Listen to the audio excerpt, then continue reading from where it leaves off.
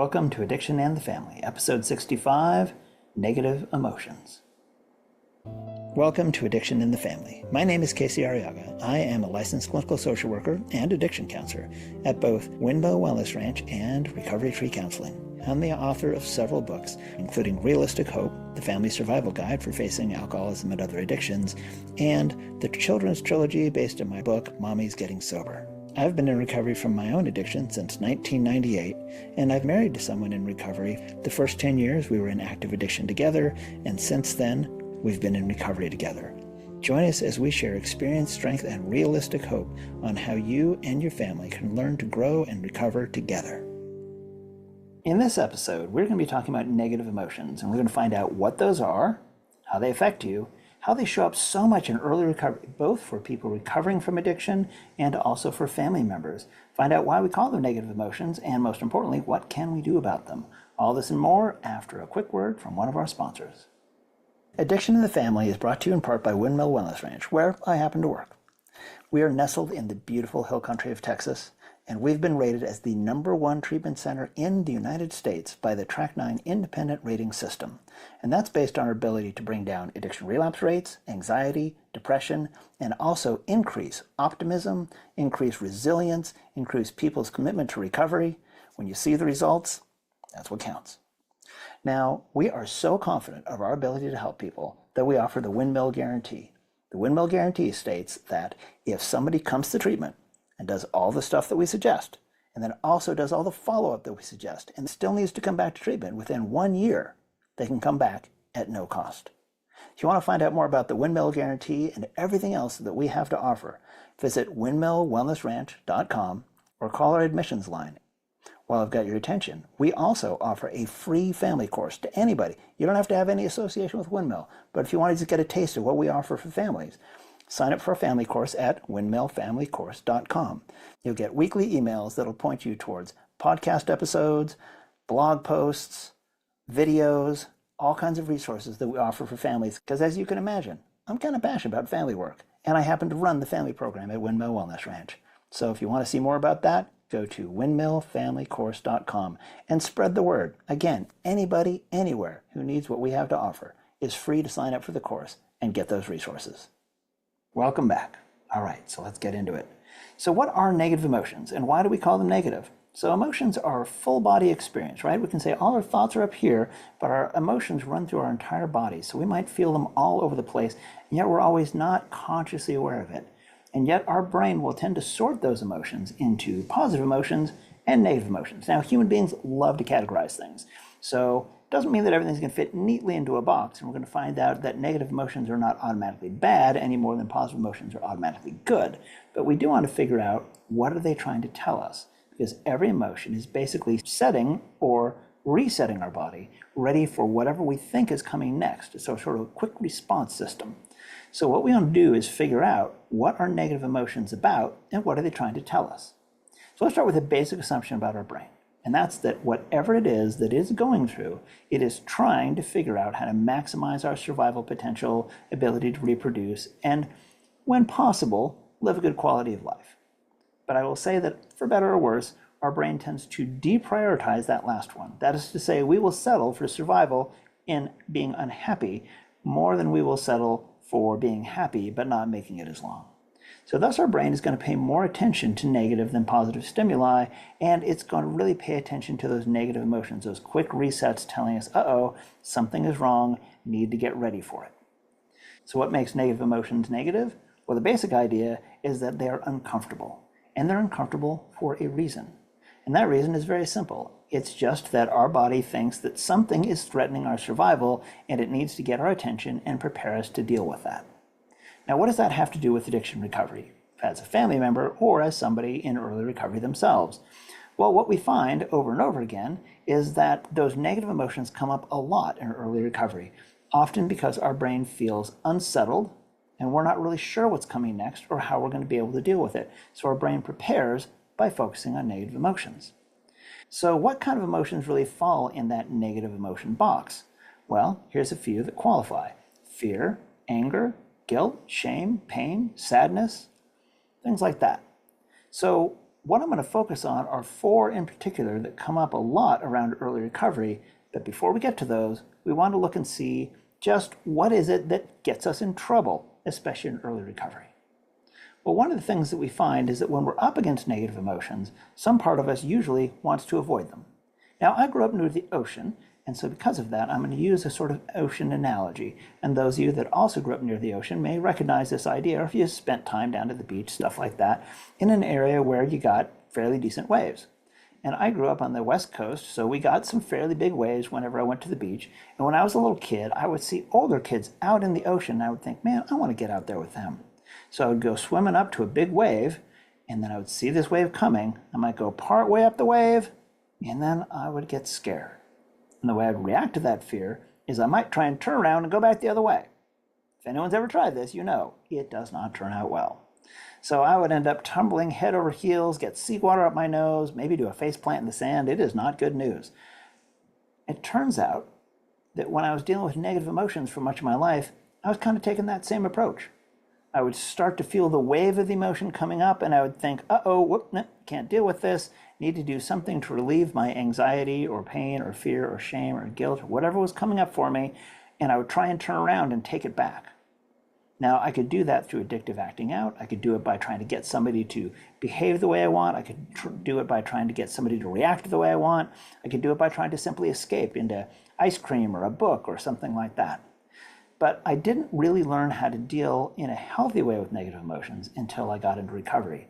And then I found that wave analogy still works for me. And this is the same thing I did as a kid trying to get over those waves. One of the ways was to push up over the energy of the wave and come down the other side. And if you've ever done that at the ocean, it can actually be kind of exhilarating. But what does that have to do with emotions? Well, in our emotional metaphor, what it did for me is it meant that I started to go up the wave and I would ride the energy of the wave up and over, which with negative emotions can feel kind of uncomfortable. It means I need to feel in my body what is happening and allow myself to experience it as fully as I can. And this was kind of a new experience for me when I was used to escaping those emotions. So I had to learn how to breathe into the emotions, to notice where I felt them most in my body, and notice I'm putting my hand over my heart area because there's a lot of emotional information there. And had to just learn how to deal with whatever it is that I was feeling, and discovered that just like a wave in the ocean, it didn't last forever. It would go up, it would peak, it would crest, and it would come back down. Some people actually refer to this sort of thing as surfing the wave of the emotion. In the same way that people in early recovery around addiction may learn how to do what we call urge surfing, which is to say we will feel like the urge come up, it'll start to crest, and then it'll come back down. We find the same thing with our emotions. Now, as a family member around someone in early recovery, you may have to find yourself also doing some emotional surfing or some urge surfing when you maybe have the urge to jump in, try and control the recovery, try and get them to recover, try and make something happen, get things out of the way. And we learn in family recovery that we want to be able to get through those urges rather than acting on them in the same way. So we may also recognize that those emotions are going to come up, they're going to crest, they're going to come back down. And if we don't act on them, we actually find that we can start to feel better and have the wave come back down and not have to have acted on it. So we don't need to act out on those negative emotions. We don't need to act on those urges. We can just feel them, experience them, breathe into them, maybe notice where we feel them most in our bodies, and then let them go back down. So let's take just a moment and talk about that noticing it in our body thing. So one of the things that we can see with that, like I said, there's a lot of emotional information here, but it's not the only spot. I like to say kind of nose to navel. So like right around my eyes, the top of my nose, all the way down to my belly button, there's going to be a bunch of emotional information. So in recovery, I had to learn how to tune them in.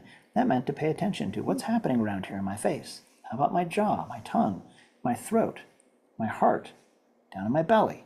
Start to notice what's happening in those areas. Maybe take a moment and just notice that yourself. Take a breath and notice, how does it feel around your face, around your jaw, around your throat, around your heart, around your belly? Sometimes those things will give us clues as to what we're feeling. We might notice, okay, my chest is a little tight, my throat's a little tight, my jaw's a little tight, or maybe these things feel relaxed. Do they feel warm, cool? How's my heart rate? What's going on in my belly? Are there butterflies? Does it feel relaxed? Does it feel tense? And that will give me some clues as to what emotions I'm feeling. And the more distress I notice, like tension, sometimes heat, elevated heart rate, butterflies in my stomach, closed throat, tense jaw, that'll tell me some negative emotions are going on, which really is a flag going up the flagpole saying, pay attention. There's something that we are worried about in the same way that our body will react to physical pain. We'll notice, okay, you know what? Something hurts in my arm. Maybe I should pay attention to that spot. Maybe I should treat it a little gingerly. Maybe I should get attention to it for myself or from others so that I can get some help and start to feel better. For some of us in early recovery, this is a new idea to ask for help or to notice where we're hurting, just as much emotionally as we might have trouble noticing it physically when we're used to tuning these things out.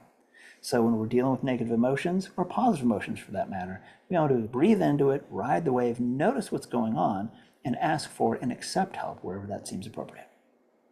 So let's start talking about what some of those negative emotions are, right? Let's notice what is happening in our body. Notice that constellation of feelings and think about what emotions are coming up. So if you did that just a moment ago where you paid attention, see if you can put a name on that emotion. Like if there's butterflies in your stomach, tightness in your chest, tightness in your throat, well, that might be some fear. If you notice a heaviness in your chest, that might be telling you about some sadness. And these are the kind of things that come up a lot around early recovery. Now, I'm going to focus on 4 that we're going to look at in particular. We're going to talk about sadness, depression, guilt, and shame. We're going to find out what each of these things is trying to tell us. But before we do that, we're going to take a quick break, once again, to hear from one of our sponsors. And when we come back, we're going to start to explore these emotions and start to look, what can we do about them when we discover them? Among our sponsors, the most important one is you. We're just so grateful for your support on our mission of helping families find recovery.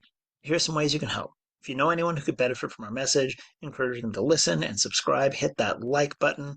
We are so grateful for all of our subscribers on Patreon. So if you are able to support us in that way, we are so incredibly grateful for you. You can also check out any of my books. We've got Realistic Hope, Family Survival Guide for Facing Alcoholism and Other Addictions. We have the trilogy based around my book, Mommy's Getting Sober. Those are children's books, which are great to spread that message. And each one of the books also includes a guide on how to talk to kids about addiction. And also have my book, Spirituality for People Who Hate Spirituality. Please tell a friend, spread the word on social media. Let us know what we can do to help. Feel free to reach out to us. We appreciate each and every one of you. We could not do this without you. All right, welcome back. So let's look at those 4 emotions. Said we were going to look at sadness, depression, guilt, and shame and see what is each one of them trying to tell us. Now notice I didn't name fear, and there's a reason for that, because we're going to find that fear underlies all 4 of those emotions. So they all, you could argue, are a form of fear, or at least are inspired by fear. And if we can discover what that fear is, we can see whether or not it's valid. Because here's the thing about human beings. We can react to our imaginations just as much as we do to reality. What that means is if I'm afraid that something is happening or is going to happen, I can imagine it happening. I can feel those reactions happening in my body just as much as if I look back at a memory, which one could argue is also a form of imagination. So knowing that can be important because sometimes what we're reacting to is not something that's real. It's something that we're afraid is real or is going to be real. So let's look at that first emotion, sadness. What is sadness trying to tell us? Again, if we think of it as a little flag on up the flagpole saying, hey, pay attention, buddy, something's happening here. There's something I need you to know. Sadness, well, it's an emotion that talks to us about loss. The idea that we have lost something, we are losing something, or we're going to lose something. Now, this is a big deal around recovery because I've been working in addiction treatment centers for about 20 years, and one thing that I've noticed is a lot of what brings people into treatment or into recovery is loss and the fear of more loss coming. So what are some of those losses that happen? Well, some of it is outward stuff, like money, jobs, transportation, housing. Sometimes it's a little more abstract but personal, like relationships, marriage, being able to raise kids, things like that. And sometimes it's loss of even more personal things, like dignity, self-worth, sense of our ethics and morals and values. When these things are lost, it can feel devastating. And when we think we're going to lose them and maybe hit a point of no return, we may be inspired to come into recovery. Now that might be kind of obvious around somebody who's got an active addiction going on and thinking, man, I need to stop that. But as a family member, we can also be looking at that. We can feel a lot of sadness and grief around maybe what we thought life was going to look like at this point. We didn't think our loved one was going to struggle like this. We didn't think that we might feel overwhelmed. We might not have expected to feel so helpless. And in all of these things, we could feel sadness about what we thought our lives were going to look like or what we thought their lives were going to look like, what we think this means for us. Sometimes we can feel sadness about anticipated loss, loss of, again, relationships, self-worth, dignity, things like that. Some of us, for instance, who are parents of a child who struggles might think, what does this say about me, like my own image of myself as a parent, or what I thought I was going to be like? I thought I could protect them, thought I could save them. And when it comes to things like addiction and many other mental health issues, we just have to face the fact that we can't save people from their own behavior. Sometimes we recognize that our own behavior ourselves has gotten twisted. I didn't think I would try and be so controlling. I didn't think I would yell at my loved one like that. I didn't think I would ever give up. And so in that, we can also deal with some sadness around those losses. So what do we do with all that sadness? Well, like I said before, one big thing is to ride the wave and just allow ourselves to feel it. To recognize that we're going to be okay if we allow ourselves to touch on these things. And sometimes there is fear around that. Fear that if I allow myself to cry, maybe I'll never stop, or it'll be a sign of weakness and other people won't want to be around me for that. But what we find over and over again is that's not really true. People actually tend to accept us more, or at least more often, when we're actually experiencing our emotions and being genuine, being authentic. People often know that we're in pain. Pretending like we're not in pain doesn't help at all. And by the way, if you're a family member and you're thinking, well, I need to shield my loved one from my pain, I can't let them see it. What if they feel bad? What if they feel guilty? Well, I'll tell you something from working a long time in treatment centers. They already feel bad. They already feel guilty. They're already dealing with some of those things. Hiding it from them doesn't actually help. All it does is actually create a barrier because, well, people can often tell when we're not being totally authentic. So if you're feeling the sadness, feel the sadness. Allow yourself to go through it and recognize that it's going to be okay. Let it come up. Maybe put a hand over the part of your body where you feel it the most. If it's in your heart feeling heavy, put your hand over that and just breathe into it.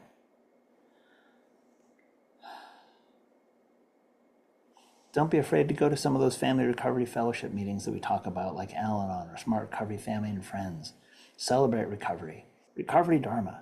Find a meeting where you can connect with other people and maybe talk about some of those feelings that are coming up. You'll find a lot of people really understand. And if you maybe are part of a family system or a group of friends or a social circle where we're not sure that people will be able to accept us with our sadness, go to some recovery fellowship meetings. You find plenty of people who understand and will support you through that. So that's sadness. How is that different from depression? Well, depression often is something that people go through on a more long-term basis. It often can feel deeper or it hangs in there for longer. But there's another important thing. There's a theory on depression, and I'll say that I found as a therapist, this is often the case. The depression does involve sadness, but there's another emotion hidden in there that's not as expected, and that's anger. And there's a special thing about that anger as well, is it's often anger that we feel that we can't express outwardly. We need to hold it inside.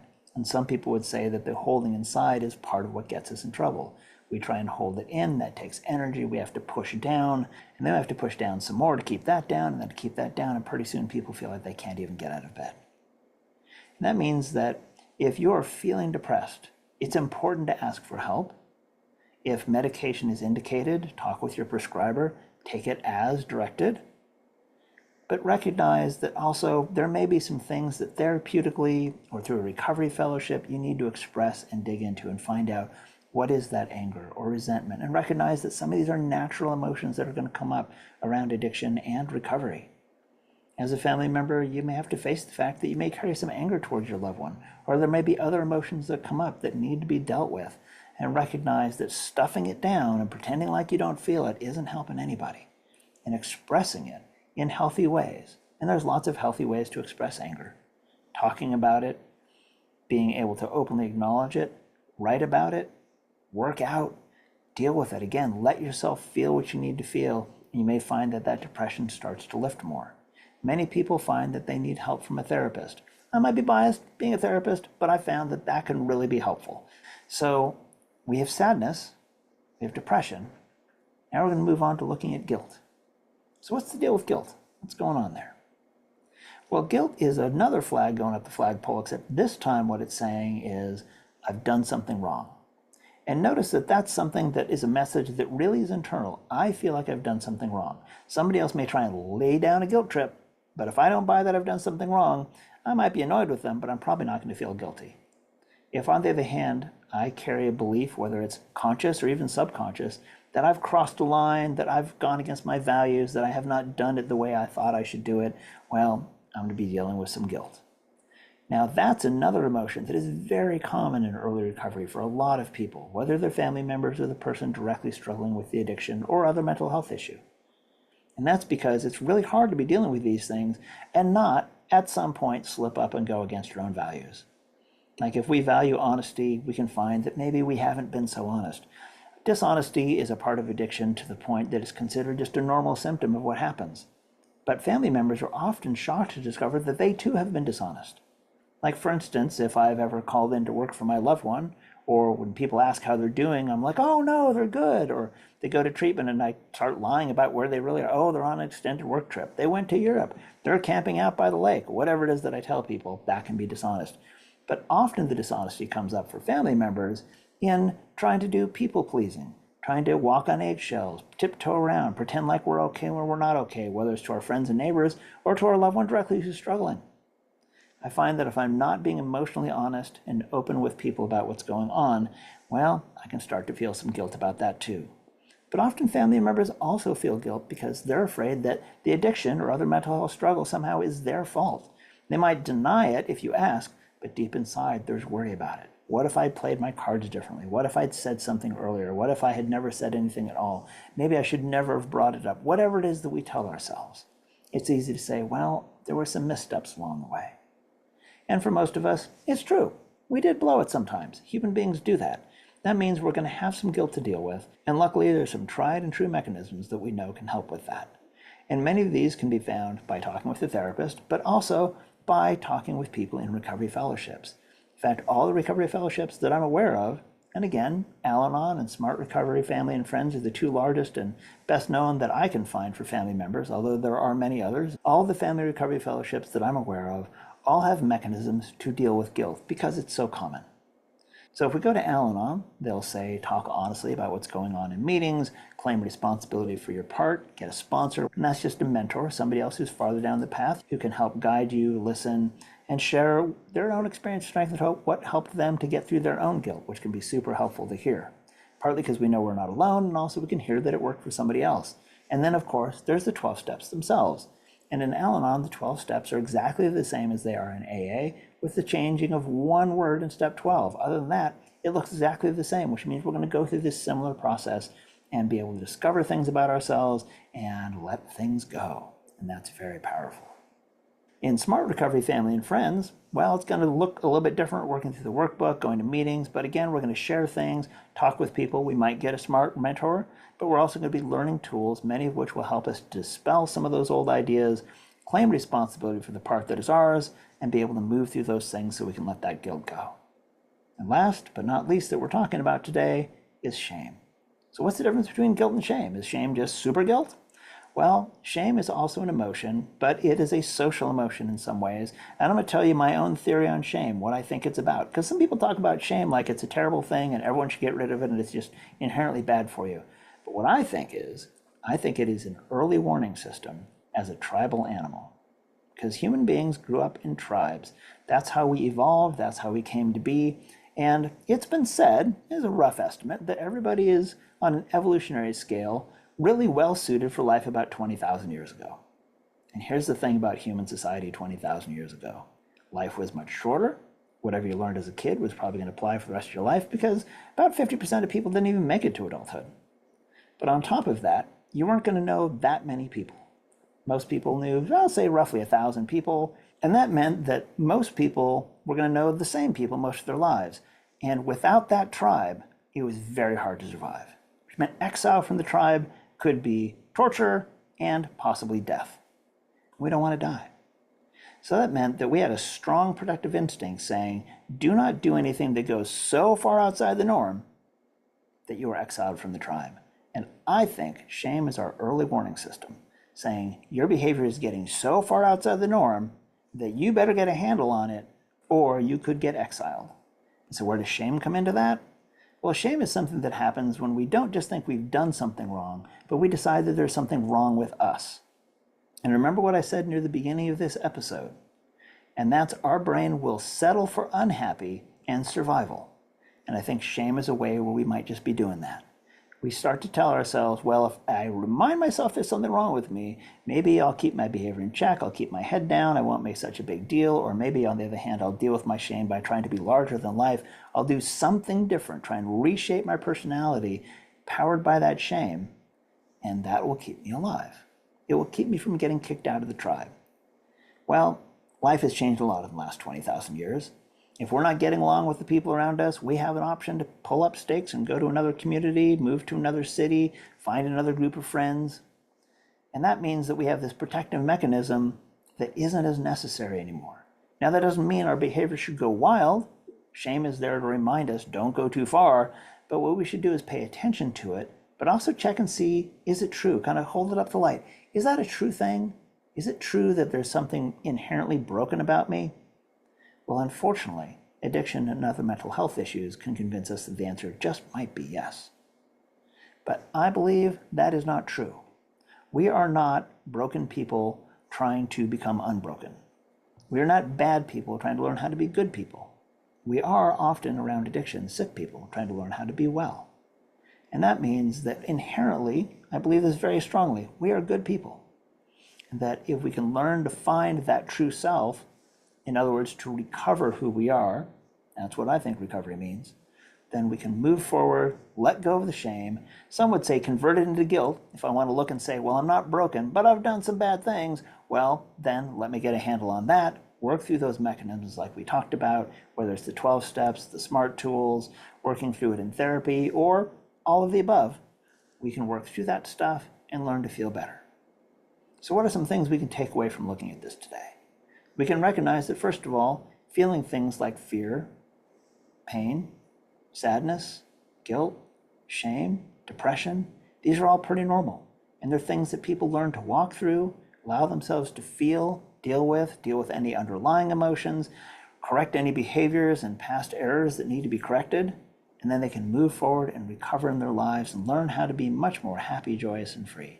Can't guarantee it's all going to be rainbows and sunshine and cupcakes, but I can say that things can get a heck of a lot better when we learn to feel with and deal with our negative emotions. Thanks for watching and thanks for listening, and we'll see you next time. Thanks for tuning into this episode of Addiction and the Family. This program is recorded, produced, written, floor swept, the whole bit by myself and my wife Kira. Just so happy to have you with us.